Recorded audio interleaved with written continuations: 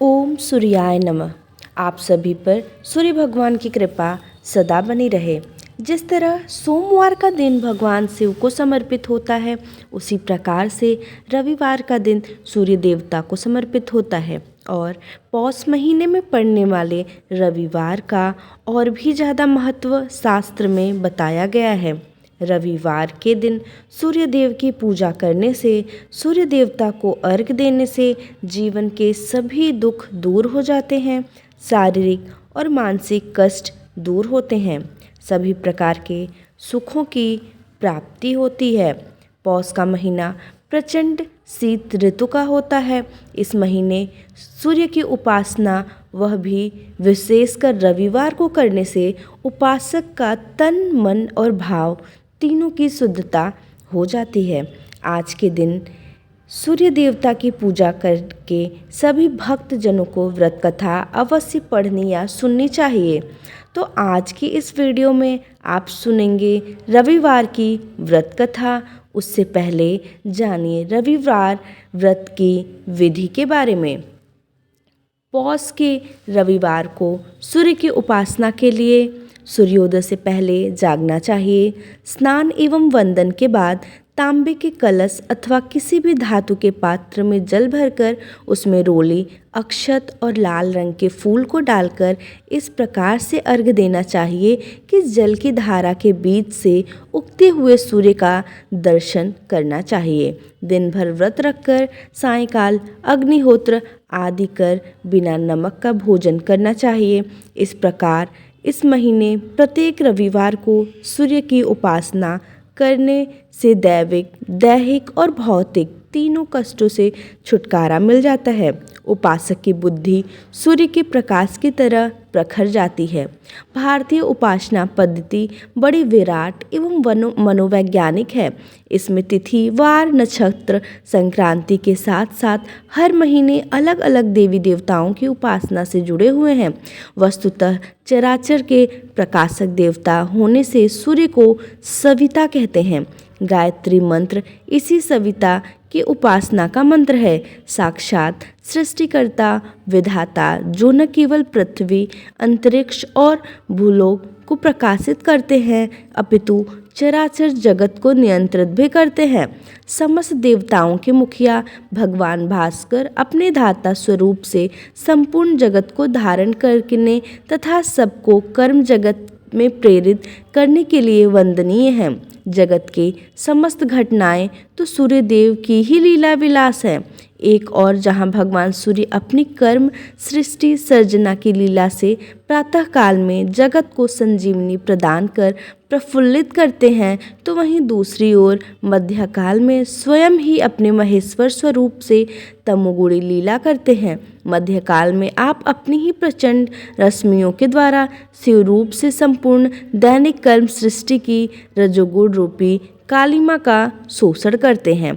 तो आइए अब रसपान करते हैं रविवार की व्रत कथा का। रविवार व्रत की पौराणिक कथा के अनुसार प्राचीन काल में एक बुढ़िया रहती थी। वह नियमित रूप से रविवार का व्रत करती। रविवार के दिन सूर्योदय से पहले उठकर बुढ़िया स्नान आदि से निवृत्त होकर आंगन को गोबर से लीप कर स्वच्छ करती। उसके बाद सूर्य भगवान को अर्घ्य देती और पूजा करती। पूजा करते हुए रविवार व्रत कथा सुनकर सूर्य भगवान को भोग लगाकर दिन में एक समय भोजन करती। सूर्य भगवान की अनुकंपा से बुढ़िया को किसी प्रकार की चिंता एवं कष्ट नहीं था। धीरे धीरे उसका घर धन धान्य से भर रहा था। उस बुढ़िया को सुखी होते देख उसकी पड़ोसन उससे जलने लगी। बुढ़िया ने कोई गाय नहीं पाल रखी थी, अतः वह अपनी पड़ोसन के आंगन में बंधी गाय का गोबर लाती थी। पड़ोसन ने कुछ सोचकर अपनी गाय को घर के भीतर बांध दिया। रविवार को गोबर न मिलने से बुढ़िया अपना आंगन नहीं लीप सकी। आंगन न लीप पाने के कारण उस बुढ़िया ने सूर्य भगवान को भोग नहीं लगाया और उस दिन स्वयं भी भोजन नहीं किया। सूर्यास्त होने पर बुढ़िया भूखी प्यासी सो गई। प्रातःकाल सूर्योदय से पूर्व उस बुढ़िया की आंख खुली तो वह अपने घर के आंगन में सुंदर गाय और बछड़े को देखकर हैरान हो गई। गाय को आंगन में बांध कर उसने जल्दी से उसे चारा लाकर खिलाया। पड़ोसन ने उस बुढ़िया के आंगन में बंधी सुंदर गाय और बछड़े को देखा तो वह उससे और अधिक जलने लगी।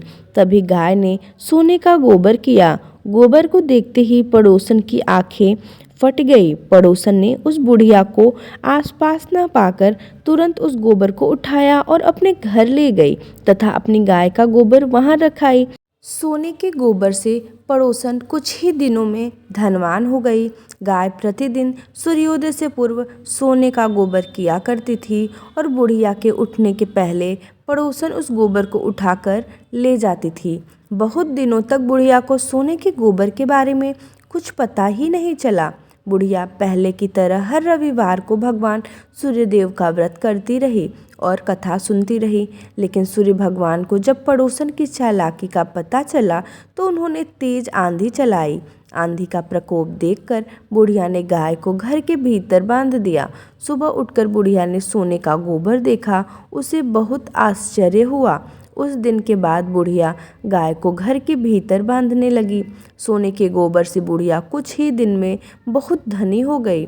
उस बुढ़िया के धनी होने से पड़ोसन बुरी तरह जल भुनकर राख हो गई और उसने अपने पति को समझा बुझाकर उसे नगर के राजा के पास भेज दिया। सुंदर गाय को देखकर राजा बहुत खुश हुआ। सुबह जब राजा ने सोने का गोबर देखा तो उसके आश्चर्य का ठिकाना न रहा। उधर सूर्य भगवान को भूखी प्यासी बुढ़िया को इस तरह प्रार्थना करते देख उस पर बहुत करुणा आई। उसी रात सूर्य भगवान ने राजा को स्वप्न में कहा, राजन, बुढ़िया की गाय व बछड़ा तुरंत लौटा दो, नहीं तो तुम पर विपत्तियों का पहाड़ टूट पड़ेगा, तुम्हारा महल नष्ट हो जाएगा। सूर्य भगवान के स्वप्न से बुरी तरह भयभीत राजा ने प्रातः उठते ही गाय और बछड़ा बुढ़िया को लौटा दिया। राजा ने बहुत सा धन देकर बुढ़िया से अपनी गलती के लिए क्षमा मांगी। राजा ने पड़ोसन और उसके पति को उनकी इस दुष्टता के लिए दंड दिया। फिर राजा ने पूरे राज्य में घोषणा कराई कि सभी स्त्री पुरुष रविवार का व्रत किया करें। रविवार का व्रत करने से सभी लोगों के घर धन धान्य से भर गए। राजतय में चारों ओर खुशहाली छा गई। स्त्री पुरुष सुखी जीवन यापन करने लगे तथा सभी लोगों के शारीरिक कष्ट भी दूर हो गए। तो ये थी सूर्यदेव की व्रत कथा। ओम सूर्याय नमः।